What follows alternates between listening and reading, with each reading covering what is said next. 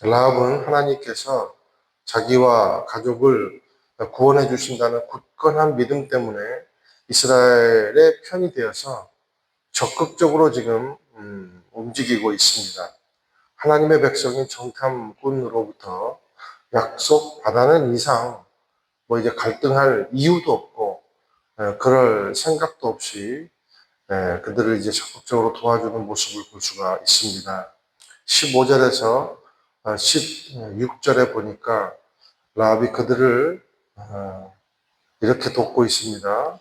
그러니까 라합의 집이 성벽 위에 있다는 것은 들어오기도 쉽고 빠져나가기도 쉬운 위치였다는 거예요. 그런데 워낙 성 입구는 경계가 삼엄하니까 야밤에 15절 보니까 사람을 창문을 통해서 밧줄로 달아 내릴 수밖에 없었습니다. 라합이 얼마나 이 지역 정세에 강하고 그리고 담대하고 지혜로운지 알 수가 있습니다. 16절에 보면 정탐꾼에게 산으로 가라고 알려줍니다. 그리고 산에서 절대로 나오지 말고 날까지 정해줍니다. 3일 동안 있다가 안전을 확보한 후에 그리고 길을 가라 이렇게 알려줍니다. 지금까지 이런 일련의 사건들을 가만히 돌아보면 정탐꾼들이 제대로 집을 찾아갈 수 있도록 그리고 여리고 성 사람 중 유일한 이탈자인 그런 라합을 찾게 하나님께서 인도를 해주셨다 이렇게밖에 볼 수가 없다는 겁니다. 자, 라합이 이 정도까지 나오니까 하나님의 백성인 정탐꾼들이 라합에게 그와 그 가족들이 살아날 수 있는 확실한 조건을 내밉니다. 라합과 가족이 확실하게 살아남기 위해서는 꼭 이 조건을 들어야 한다는 거예요.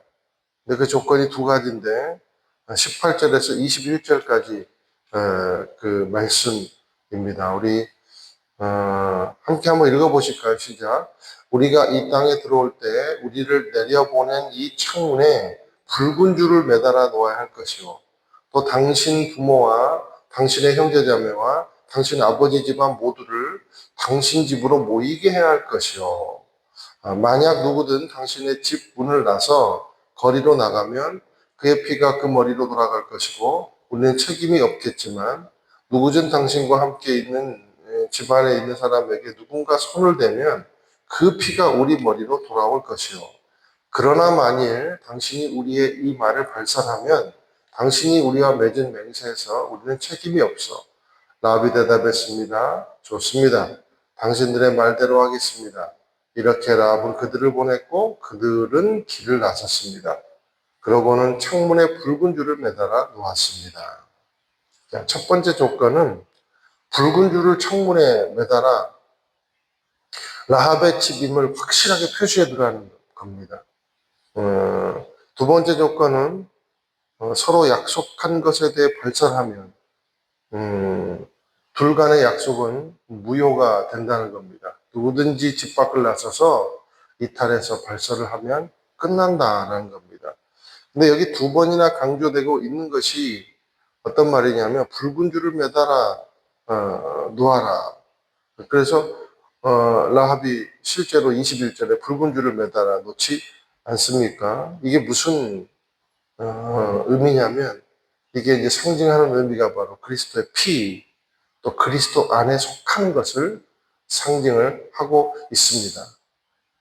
너희들이 가족이 모이면 반드시 붉은 줄을 매달아 놓아야 한다는 것이죠. 자, 이스라엘이 출애굽할 때 하나님의 백성들이 믿음으로 문설주에 붉은 피를 발라놓지 않았습니까? 그래서 피를 발라놓은 곳마다 죽음이 패스오버 됐어요. 넘어갔어요. 자, 그때 그 양의 피도 예수님의 보혈을 상징하듯이 여기도 마찬가지입니다. 그리고 두 번째 조건인 이탈해서 서로 약속한 것에 대해서 발설하면 약속이 무효화된다는 겁니다. 근데 첫 번째 약속과 두 번째 약속을 묶어보면 이런 내용이에요. 하나님의 약속이 구체화되기 위해서는 인간의 순종이 따르고 인간의 행위가 따라야 한다는 겁니다.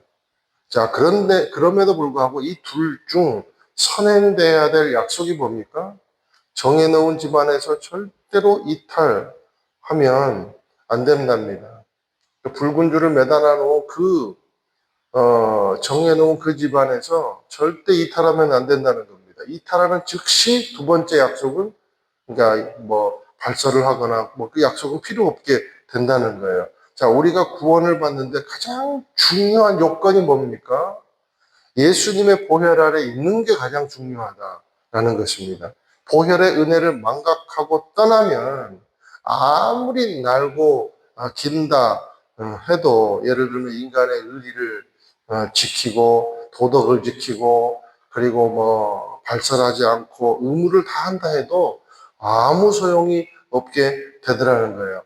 그러니까 유일한 구원의 조건은 내 똑똑함, 내 의지, 내 도덕성, 그리고 내 순간적인 아이디어가 아니라 있으라 한 곳에 있는 거예요. 붉은 줄을 매단 그곳에 있는 거예요.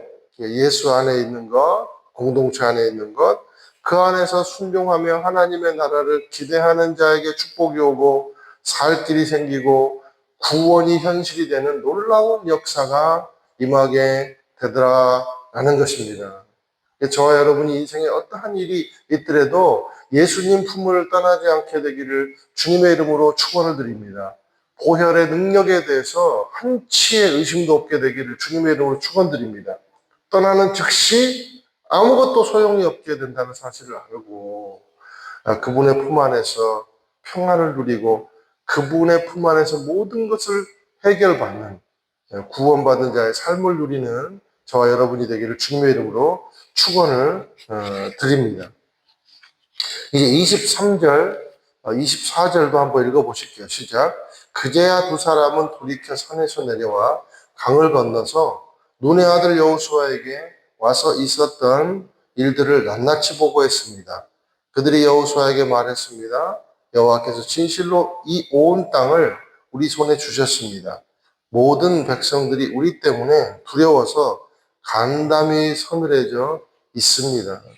자, 라합의 말대로 산속에서 3일 동안 피신해 안전하게 본대로 복귀한 정탐꾼들이 여호수아에게 이제 보고를 하는 겁니다. 근데 보고 내용이 뭡니까? 여호와께서 진실로 이 온 땅을 우리에게 주셨습니다.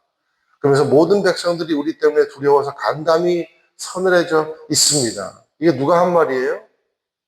라합이 한 말이에요. 똑같이 하고 있습니다. 그러니까 정탐꾼들이 결국 라합으로 인해서 지금 최고의 정보를 얻은 거예요. 자, 이 말을 들은 이스라엘 군대를 생각해 보면 얼마나 힘과 용기를 얻었겠습니까? 라합이 큰 공을 세운 것입니다. 한 사람의 의로운 이탈자, 가나안의 정의의 기준을 따르지 않고 하나님 나라의 의의 기준을 따랐더니 라합이 살고 가족이 살고 이스라엘 민족이 승리하고 또 기생 라합에서 믿음의 전당에 이름을 올린 라합으로 명문 가정의 조상으로 그렇게 완전히 탈바꿈하게 되더라는 거예요. 그래서 히브리서 11장이 믿음의 전당의 장이잖아요. 근데 라합을 이렇게 표현하고 있어요. 히브리서 11장 31절에 보니까 믿음으로 기생 라합은 정탐꾼을 평안히 영접하였으므로 순종하지 아니한 자와 함께 멸망하지 아니하였도다. 믿음으로. 믿음의 길, 순종의 길을 따를 때 우리 가정, 우리의 자자손손도 축복받을 뿐 아니라 믿음의 명문 가정이 될 줄로 믿습니다.